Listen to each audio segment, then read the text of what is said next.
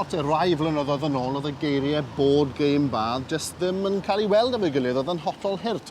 Geiriau fel Donald Trump ac arlywydd. Taylor Swift a Tom Hiddleston. Hal, Robson a Canoe, ond y pethau di newid. Erbyn hyn, mae yna ddwsina o caffis, tafarndai a nosweithiau sy'n llusgo Gemau Bwrdd allan o'r atig, gan gynnwys hwn yn y tramshed yng Nghaerdydd. Awn ni fewn? Let's get on board!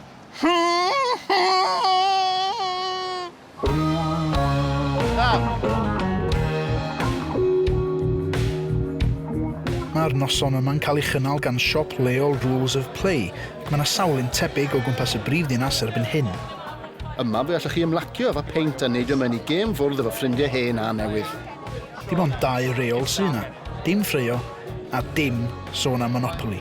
Dan unrhyw gyfri. Fi'n gweithio i Rules of Play, siop lle ni'n gwerthu board games, ond beth ni'n licio wneud fyd yw mynd mas ar board games i wario gyda pobl. So ni'n neud e 2 waith yr wythnos, ar nos lun i ni'n neud e yn yr Urban Tap House, lle ni'n mynd ar games draw, mae pob un yn talu 3 pint, a wedyn maen nhw'n cael chwarae trwy'r nos. A hefyd ni'n neud heno yn y tramshed. Am y tramshed ni'n neud o 7 i 10, ond mae'r noson yn rhad ac am ddim. Ond mae fe'n cyfle i bawb i cael chwarae games o dan banner Rules of Play. Da ni wedi trafod gemau bwrdd o'r blaen, ond mae'n un peth gweld 2 idiot ar y soffa yn dweud bod e'n boblogaidd, peth arall yn gweld y peth go iawn, ond i ddim yn gweud celwydd mam. Ac mae yna gymaint o gemau ar gael rwan i siwtio pawb. Be am ddechrau'r noson efo gêm barti syml? Mae Fun Employed yn efelychu'r peth mwyaf hwyl yn y byd, cyfwyliadau swydd, ac yn gyda hyd yn oed yn well. Pwy sy'n meddwl? Reit, Elidir, ti'n mynd am swydd. Cyflwynydd y lle. Wel, mae gen i boomerang. Hired! Neu os am rhywbeth llai scary na chyfweliad fel cael Darth Vader ar ych ôl chi, mae yna lwyth o gemau Star Wars gwych ar gael. Iall ni ddim dewis just un, Imperial Assault, X-Wing, Armada, Tempest, Infidels, Empire Burlesque. Ie, dwi'n meddwl bod y rhai diwetha'n yn albums Bob Dylan, Daf. Christmas in the Heart? Na, Daf, na. Y prif reswm dros bod Gemau Bwrdd wedi dod yn môr boblogaidd dros y flynyddoedd diwetha yw'r ffaith maen nhw'n gemau da. Am 40-50 mlynedd fi ni wedi bod yn chwarae board games, dim ond achos ni'n gwybod y rheolau, so ni'n mynd i wario'r gemau. Ond nawr, gyda pobl fel ni yn gallu dysgu gemau modern o'r Almaen, o Ffrainc, o America, mae'r byd wedi mynd yn llai, mae pawb yn gwybod am y gemau da, a mae pawb moyn chwarae'r gemau da yma. Right. Wedi chwarae fe blaen?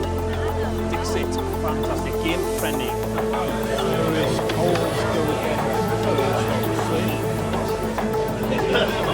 Rwan, os da chi eisiau'ch parti efo bach, mwy o gelwydd, twyllo, backstabio, be am Spyfall?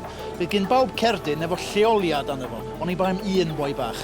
Jo bod i ffeindio allan lle yn union mae o, jo pob arall i ffigur allan pwy ydi o.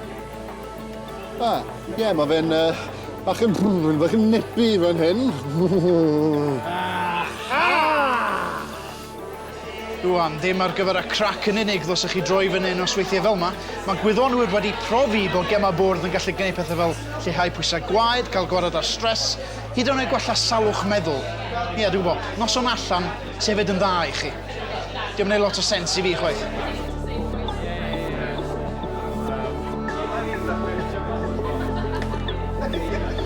A hanner ffordd rhwng y ffwrdd â hi a'r hardcore, mae Cosmic Encounter sydd wedi cael ei ddisgrifio gan lot o bobl fel y gêm gorau.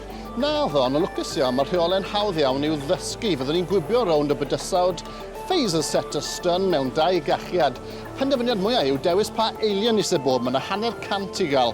Ond lle mae'r ci a'r top hat a battleship? Os yna rhywbeth i gael... Monopoly, fe? Right, mas, come on. No, wait!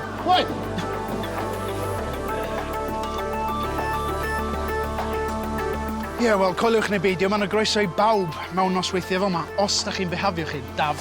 Be, sa'n siŵr fod sy'n rili fwynhau. Ond hyd yn oed os da chi roed i chwarae gêm ers you know what, dewch am dro, mae yna fyd o gemau gwych i'w darganfod. Dwi'n sicr am ddod nhw. Ie, fyddai ddim. O, achos ti'n band. Na, fyddai'n byw yn America.